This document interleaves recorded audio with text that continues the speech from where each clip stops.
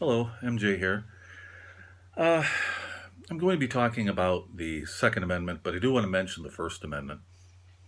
The First Amendment is our freedom of speech, where it regards religion, and even more importantly, so we don't have to fund a state religion, and freedom of the press, and all kinds of free speech.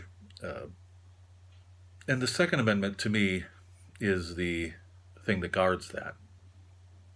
Uh, Liberals like to talk about, and I'll talk about both sides of the political spectrum here in a moment, but liberals, a lot of them like to talk about the Second Amendment being not useful any longer because of the uh, fifth article about a well regulated militia.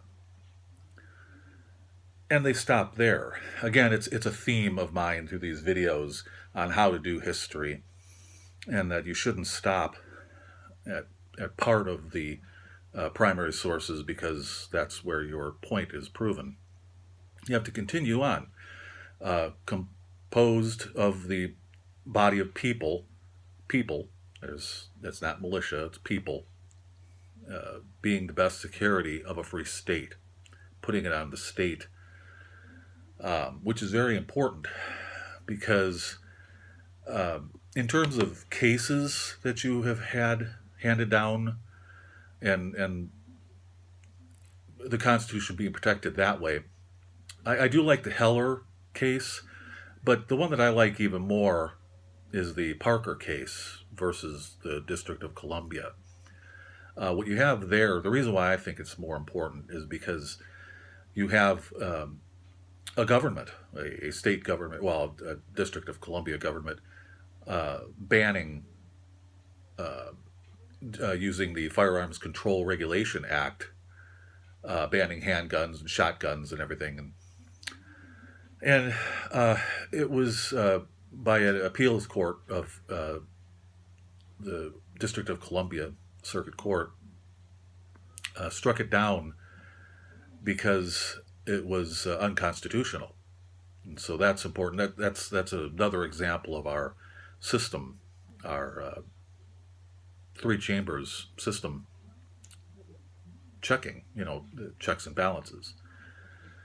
So that's important. The other thing I wanted to discuss is how uh, the whole Second Amendment thing, the discussion on it, has become political. You have conservatives calling liberals snowflakes, and liberals calling conservatives, or well, really anybody who has a gun, a white conservative gun nut, and that's not the case. For example, I have a cousin who is the biggest liberal you will ever see in your life, but he loves the Second Amendment and he loves his guns and he believes that it is there to protect him, as I believe as well. It's there to protect everyone, not just white liberal or white conservatives.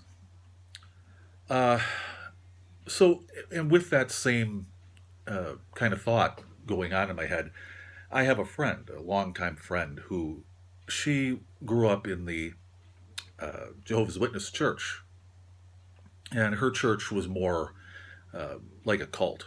Her particular church, they wound up kicking her out. I won't go into the details, but they kicked her out of that, and she went to college. She put herself through college, and she did fine. But she found that she was gay. Uh, and so she was proud and she came out and she was walking around her college and drew the ire of some people at a rural Indiana college. And she was followed, well, she was harassed originally and she was followed back to her house where she was living with four other women. And they were attacked there.